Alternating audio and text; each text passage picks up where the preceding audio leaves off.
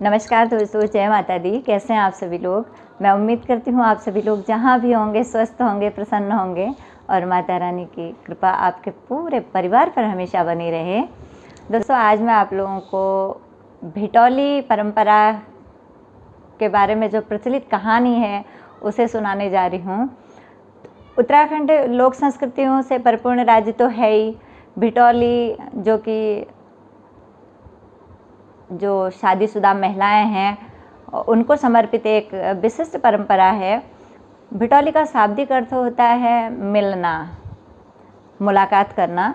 प्रत्येक विवाहित लड़की के माता पिता या भाई बहन या कोई अन्य पारिवारिक जन जिनके अपने भाई नहीं होते हैं तो चचेरे तहेरे भाई बहन भी देने के लिए आते हैं। पारिवारिक सदस्य चैत के महीने में उनसे मुलाकात करने के लिए जाते हैं। इस अवसर पर वह बेटी के लिए अपने घर से बने हुए व्यंजन, जो घर में माँ बना के दे सकती है, ख़राब नहीं होते हैं, मतलब इस तरीके के व्यंजनों को लेकर के और सीजनिक फल वगैरह लेके जाते हैं, मिठाई लेके जाते हैं, साथ में वस्त्र, उनकी दक्षिणा।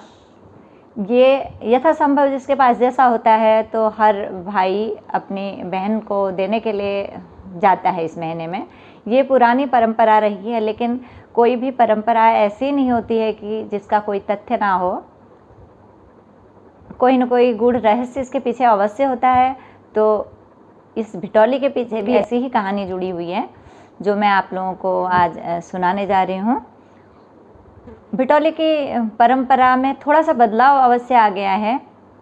पहले दूर दराज के क्षेत्रों में छोटी लड़कियों की शादी हो जाती थी। उस समय कम उम्र में शादी होती थी और संचार के साधन नहीं थे, यातायात के साधन नहीं थे, तो उनको बहुत जल्दी मिलने नहीं जाया जा सकता था। लेकिन फिर भी एक निश्चित समय तय कर लिया था कि चैत के महीने में तो वो भिटौली देने जाएंगे ही, कुछ भी व्यवस्था करके। कैसे भी हर पेरेंट्स की ये ख्वाहिश रहती थी कि वो चैत के महीने में अपनी बेटी तक पहुँचे।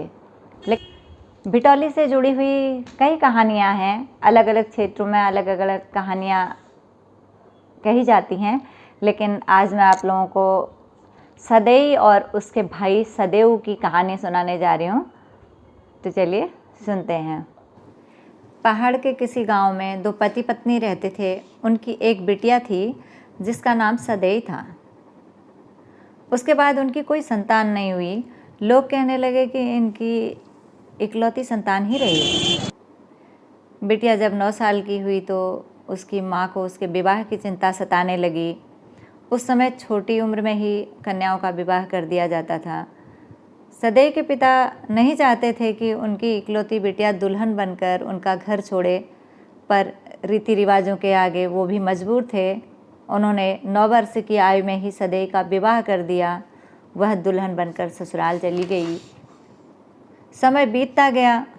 मायके से उसके लिए कोई संदेश भी नहीं आता था और ना ही उसके माता पिता उसके ससुराल जा सकते थे, क्योंकि रीति रिवाजों के अनुसार उनके लिए बेटी का घर का भोजन तो क्या, पानी भी वर्जित था। सदैई का कोई भाई नहीं था। ऐसे ही दिन बीतते गए और चैत का महीना आ गया। सदैई की सास ने सदैई को ताना दिया, तेरा कोई भाई होता तो भिटौली लेकर तुझसे मिलने ज़रूर आता, लेकिन तू तो अपने भाई बहनों के लिए बुरी रही, तभी तो तेरे बाद उस घर में कोई पैदा नहीं हुआ। पहले से ही छोटी उम्र की सदैई काम में व्यस्त, और उसके बाद वह ये शब्द सुन कर के रोने लगी। पर वहाँ पर कौन था जो उसकी इस पीड़ा को समझता। गांव में लड़के भी अपनी बहनों के यहाँ जाने लगे भिटौली देने के लिए, और गांव की जो बहुएं थी उनके भाई आ रहे थे। बहनें अपने मायके जा रही थी, पर सदैई के मायके से कौन आता। वह दूर पहाड़ी पर घास काटने जाती और देखने की कोशिश करती थी कि कहीं उसका गांव दिख जाए। वह कहती है, हे पहाड़ियों, तुम छोटी हो जाओ, तुम थोड़ा नीची हो जाओ, मुझे अपना मायका देखना है। ऐसे ही सदैई ने पहाड़ी पर एक चबूतरा बनाया और वहाँ पर एक पेड़ लगा दिया। सदैव घास और लकड़ी काटने को जंगल में जाती रहती थी और उस चबूतरे में कुछ समय बिताती और उस पेड़ से मिलकर जरूर आती थी। पेड़ को वह अपना भाई मानने लगी थी। एक दिन पेड़ के पास अपना दुख बयां करके सदैव माँ भगवान भगवती के मंदिर में गई और प्रार्थना करने लगी, हे माँ, मुझे भी एक भाई दे दो। यदि मेरा भाई होगा और मुझसे मिलने आएगा तो मैं आपके नाम के 2 बकरे और एक मेंढा की बलि दूंगी। एक दिन सदैव खुश होकर पेड़ के पास जाती है और कहती है, तुम्हें पता है, रात माँ भगवती ने सपने में आकर मुझसे कहा है कि तेरा भाई होगा और वह तुझसे मिलने के लिए आएगा। मैंने भी कहा है कि मैंने भी जो मनौती कर रखी है मैं पूरा करूंगी। माता भवानी की कृपा से सदैव के मायके में उसका भाई जन्म ले लेता है। माँ को तो सदैव की याद रात दिन आती ही रहती थी, इसलिए उसने अपने बच्चे का नाम सदैव रख दिया। ऐसे ही दिन, महीने और साल बीत गए। सदैव भी 2 लड़कों की माँ बन चुकी थी। उसका लगाया हुआ जो छोटा पेड़ था वह भी बड़ा वृक्ष बन गया। सदैव अपनी बहन का ही हमशक्ल था, बिल्कुल वैसा ही नैन नक्शा और वैसा ही चेहरा। सदैव के माता पिता ने उसे कभी सदैव के बारे में नहीं बताया। उन्हें डर था कि कहीं वह अपनी दीदी सदैव के ससुराल जाने की जिद ना करने लग जाए। 12 साल का हो गया सदैव। उसकी उम्र के लड़के अपनी बहनों के ससुराल जाने लगे भिटौली देने के लिए। उन्होंने सदैव को टोका, तेरी तो कोई बहन नहीं है, यदि होती तो तू भी तो उसकी ससुराल जाता। सदैव ने घर आकर अपनी माँ से पूछा कि उसकी कोई बहन क्यों नहीं है, पर माँ उसका क्या जवाब देती, वह चुप रही। रात में सदैव को सपना हुआ कि दूर एक पहाड़ी पर एक पेड़ के नीचे उसी की हमशक्ल महिला बैठी है और उसे छोटा भाई कहकर पुकार रही है। सदैव ने सुबह उठकर अपनी माँ को सपने की बात बताई। माँ ने कहा, किसने कहा तुमसे ऐसा? ऐसा कुछ भी नहीं है। पर माँ तो माँ होती है, सच्चाई छिपा नहीं सकी। उनकी सच्चाई उनकी आँखों से आंसू के रूप में बहने लगी। सदैव अपनी जिद पर अड़ गया तो उसकी माँ को बताना ही पड़ा कि हाँ, उसकी भी एक बहन है जिसकी ससुराल 4 पहाड़ों के पार है। वहाँ जंगल, पहाड़, नदियाँ पार करके पहुँचा जा सकता है। जानवरों से बचना मुश्किल होता है, तुम वहाँ नहीं जाओगे। सदैव ने कहा, माँ, मैं अब जवान हो गया हूँ, तुम चिंता ना करो, मेरे साथ सदा तुम्हारा आशीर्वाद और माँ भवानी की कृपा है। मैं अपनी दीदी से मिलने अवश्य जाऊँगा। सदैव अपनी दीदी के गांव को चल दिया। पहाड़, नदियाँ पार करके वह पहुंच गया सदैव की ससुराल की पहाड़ी के पेड़ के पास, जो पेड़ उसने सपने में देखा था। उसने सोचा कि उन भाई बहनों ने तो एक दूसरे की शक्ल ही नहीं देखी है, यदि उसकी बहन उसे नहीं पहचान पाई तो क्या होगा। तभी घास काटने वाली महिलाओं की नज़र सदैव पर पड़ी। उनमें से एक ने कहा, दिखने में तो लग रहा है कि यह सदैव का भाई होगा, एकदम उसी का जैसा चेहरा और नैन नक्शा है। दूसरी घसेरी ने तो सदैव को आवाज़ ही लगा दी, सदैव, तुम्हारा भाई तुमसे मिलने आया है, तेरे पेड़ के सामने खड़ा है। सदैव बोली, सहेली, मेरा मजाक क्यों उड़ा रही हो? घसेरी ने कहा, सदैव, मैं सच कह रही हूँ, तुम तो जल्दी से यहाँ पर पहुँचो। सदैव ने सदैव को देखा तो देखती ही रह गई। सच में वह तो उसी का हमशक्ल था। सदैव ने भी उसे पहचान लिया। सपने में उसने अपनी यही दीदी तो देखी थी। दोनों भाई बहन गले लगे। सदैव ने कहा, दीदी, इस पेड़ के नीचे तुम मुझे पुकारती थी, देखो आज मैं आपके पास पहुंच गया। सदैव घास काटना छोड़कर अपने छोटे भाई को लेकर ससुराल के अपने घर में पहुंच गई।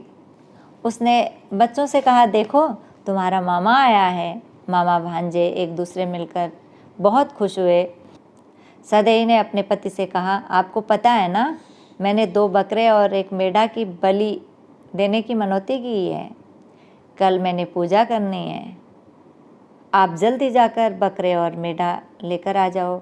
अगले दिन पूजा होने लगी। जागर गाने लगे। जागरी ने कहा कि बलि के लिए बकरे लेकर आओ और उन पर तिलक लगाओ। तिलक लगाया गया, चावल छिड़के गए, लेकिन तभी आकाशवाणी हुई, ये निरीह जानवर बोल नहीं पाते तो तुम इनकी बलि दे रही हो। मैं हर दुर्बल की रक्षा करती हूँ, मुझे इन बेजुबान जानवरों की नहीं, इंसान की बलि चाहिए। ऐसी आकाशवाणी सुनकर सब हक्के बक्के रह गए। सदैव ने कहा, ठीक है माँ भगवती, मैं अपनी बलि दे दूंगी। फिर से आकाशवाणी हुई, नहीं, मुझे महिला की बलि नहीं चाहिए, मुझे कुंवारे लड़के की बलि चाहिए। देनी है तो अपने भाई की बलि दे। सदैव ने कहा, नहीं, मेरा भाई अतिथि है, मैं अतिथि की बलि नहीं दे सकती। बेटे मिल जाएंगे लेकिन भाई नहीं मिल सकता, मैं अपने भाई की बलि नहीं दे सकती। आकाशवाणी हुई, तो फिर अपने पुत्रों की बलि दे दो। वह यह सुनकर गस खाकर गिर गई। अपने दिल के टुकड़ों की कैसे बलि चढ़ा दूं? फिर आकाशवाणी हुई, फिर तुम रहने ही दो। पता चल गया ना कि पशु बलि देना कितना आसान है। उसमें मुझे खुशी नहीं होती, मुझे वैसा ही दुख होता है जैसे तुम्हें हो रहा है। देनी हो तो अपने पुत्रों की बलि दो, नहीं तो भविष्य में कोई ऐसी मनौती नहीं करना। सदैव अचानक उठी। उस पर मानो चंडिका सवार हो गई थी। उसने कहा, मैं पुत्रों की बलि दूंगी। गांव के बच्चे, जवान, वृद्ध सब रोने लग गए। सदैव ने अपने दोनों पुत्रों को नए वस्त्र पहनाए। एक बार में उनके सिर धड़ से अलग कर दिए। माँ का दिल, उसने सोचा कि वह अपने पुत्रों के चेहरे फिर से देखेगी, इसलिए उनके सिर अंदर ले जाकर कपड़े में लिपटा दिए।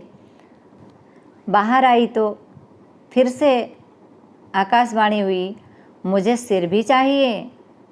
सदैव अंदर जाती है तो देखती है उसके दोनों पुत्रों ने नए कपड़े पहने हुए हैं और वे अपने मामा के साथ खेल रहे हैं। वह अपने दोनों पुत्रों और भाई को एक साथ देखकर बहुत प्रसन्न हुई। उसने कहा, माँ भवानी, तुमने मुझे सब कुछ दे दिया, अब मुझे कुछ नहीं चाहिए। लेकिन फिर से आकाशवाणी हुई, सदैव, मैंने तुम्हारे साथ यह घटना से संसार को सद्मार्ग पर चलने को प्रेरित किया है। जो व्यक्ति अतिथि का सत्कार करते हैं तो मैं स्वयं उनका सत्कार करती हूँ। मैं जीव की बलि नहीं, अपितु मनुष्य के अंदर की बुराइयों की बलि से प्रसन्न होती हूँ। मैं तुम्हारे भाई का तुम्हारे प्रति अटूट प्रेम देखकर अत्यंत प्रसन्न हूँ। जो भाई तुम्हें मात्र सपने के माध्यम से इतनी दूर तुम्हें मिलने आया, आज के बाद जो भी भाई चैत के महीने में भिटौली लेकर के अपनी बहनों के यहाँ जाएंगे और उपहार स्वरूप जो वस्तुएं ले जाएंगे, यदि उनकी बहनें अपने घर परिवार या गांव में उसे मिल बांट कर खाएंगी तो अवश्य ही मैं उसके मायके को धन धान्य और पुत्र पौत्र आदि से संपन्न करूंगी। ऐसा सुनकर गांव वाले माँ भवानी भगवती और सदैव दोनों की जय जयकार करने लगे, जोर जोर से जयकारे लगाने लगे। तो दोस्तों, शायद इसी कहानी की प्रेरणा से आज हमारे समाज में यह भिटौली की प्रथा कायम है। चाहे प्रारूप भिन्न हो गया हो, लेकिन गांव में यातायात और संचार विहीन क्षेत्रों में तो अभी भी यह प्रथा पुराने रूप में ही प्रचलित है। पर जहाँ पर व्यवस्थाएं हो गई हैं तो थोड़ा प्रारूप बदल गया है। पैसे ट्रांसफ़र कर दिए जाते हैं अकाउंट, और फ़ोन के माध्यम से हम बात भी कर लेते हैं, एक दूसरे की शक्ल भी देख लेते हैं। लेकिन सभी भाइयों को यही कोशिश करनी चाहिए कि साल में एक बार इस चैत के महीने में भी अपनी बहनों को मिलने अवश्य जाना चाहिए, क्योंकि जो हम फ़ोन से बात करते हैं और जब हम बहन से वास्तव में उसके घर मिलने जाते हैं तो उसमें बहुत बड़ा फ़र्क होता है। उस खुशी को बयां नहीं कर सकती कोई भी। अतः जितना भी संभव हो सके हमें इस परंपरा को अपनी आगामी पीढ़ी तक बनाए रखना चाहिए। समस्त बहनों को चैत की भिटौली की बहुत बहुत शुभकामनाएं।